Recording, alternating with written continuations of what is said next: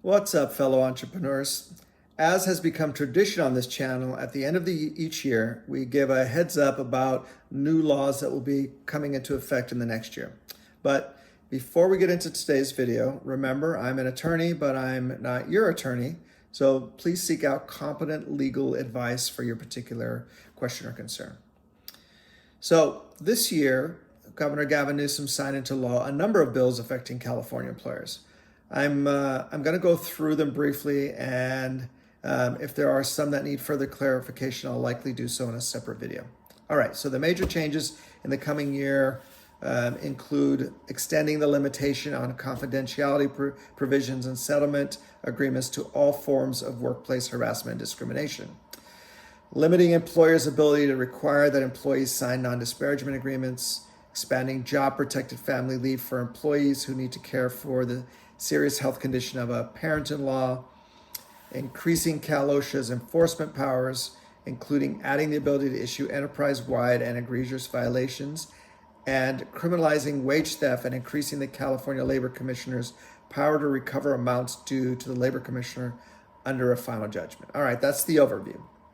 So let me get into each one specifically. And unless I note otherwise, all the new laws should take effect on January 1, 2022.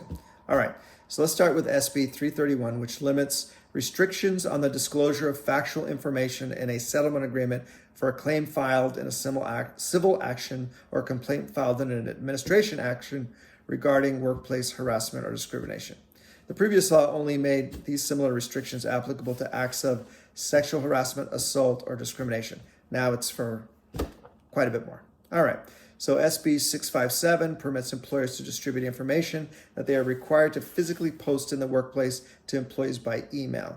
All right, that is a minor victory for the home team. I don't think it does very much. Because the statute doesn't relieve employers of the obligation to post physical copies of the required notice in the workplace. So same thing, really. SB 807 increases the time that employers are required to retain personnel records for applicants and employees from 2 years to 4 years from when the records were created or an employment action was taken. All right.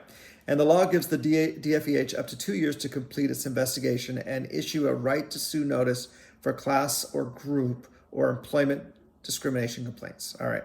The bill also extends the period in which an individual can file a civil action for violations of certain statutes by tolling that period while the DFEH investigates and or takes action on a complaint. This bill really sucks because what it does is extends the statute of limitations period. I'll probably do a separate video on SB 807. All right, SB 606 expands Cal OSHA's enforcement abilities by, among other things, creating a rebuttable presumption that an employer with multiple work sites has committed an enterprise-wide violation. All right, so SB 606 is the bad one. I'll do a video on that one, likely. AB 1033 adds parent-in-law to the definition of parent under the California Family Rights Act. Not too bad. AB 1033 also makes changes to the small employer family leave mediation pilot program. Okay, that's not that important. SB 639 phases out existing law that allows employers to pay employees with mental or physical disabilities less than minimum wage. I don't think this particular bill is bad for employers, but I think it will hurt the ability of the disabled to find employment. So unintended consequences there.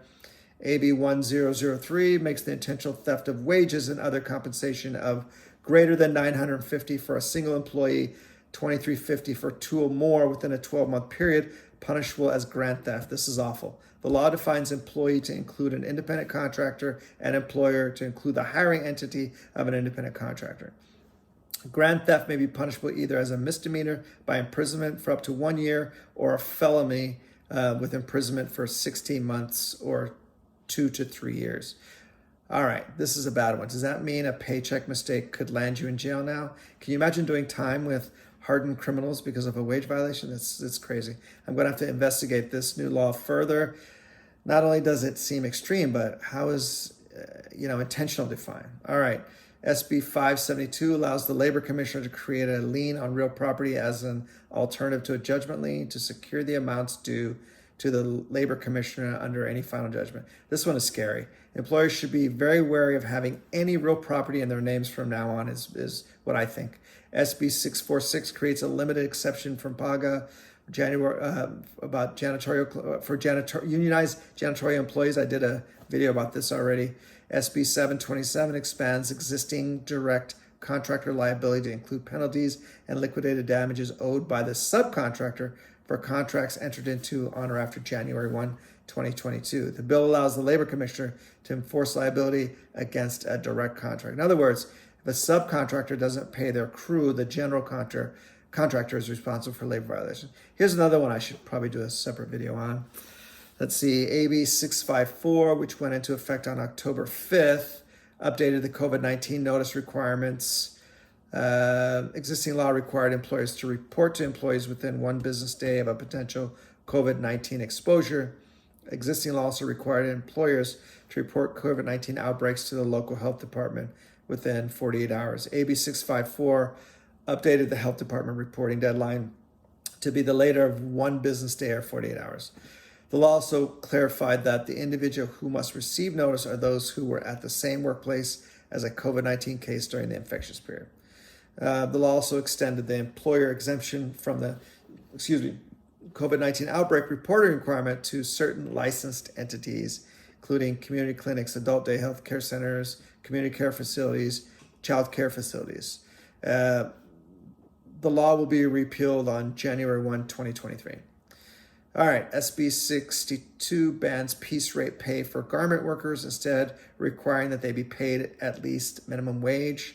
The law also expands liability for unpaid wages to fashion brands, among others, by making garment manufacturers, contractors, and brand guarantors joint and severally liable for the full amount of unpaid wages and any other compensation, penalties, attorney's fees due to the garment manufacturing employee.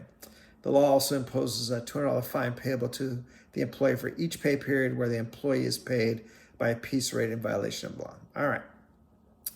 AB 701 requires warehouse distribution centers with 100 or more employees at a single warehouse distribution center or 1,000 or more employees at 1 or more warehouse distribution centers in the state to provide employees with a written description of each quota that the employee is subject to, including the number of tasks to be performed or materials to be produced or handled, and any potential adverse employment action that could result from failure to meet the quota.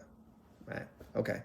AB 1084 requires the retail department stores that are physically located in California with 500 or more employees and that sell child care items or toys to maintain a gender-neutral section displaying a reasonable selection of items, regardless of whether they have been traditionally marketed to girls or boys. All right, so beginning January 1, 2024, the bill imposes civil penalties for violations of the law of $250 for a first violation, $500 for a subsequent violation. Wow, are you kidding me? So California wants to regulate how you lay out your toy stores. This is nonsense. Well, since there are not any traditional toy stores left, more wasted and useless legislation as far as I'm concerned, unless you're Target or Walmart. All right, so those are the biggies for this coming year. Obviously, throughout the year, more come out, but I'll do specific videos on the ones that affect my audience, which is the small business owners in California. All right, until next time, be productive.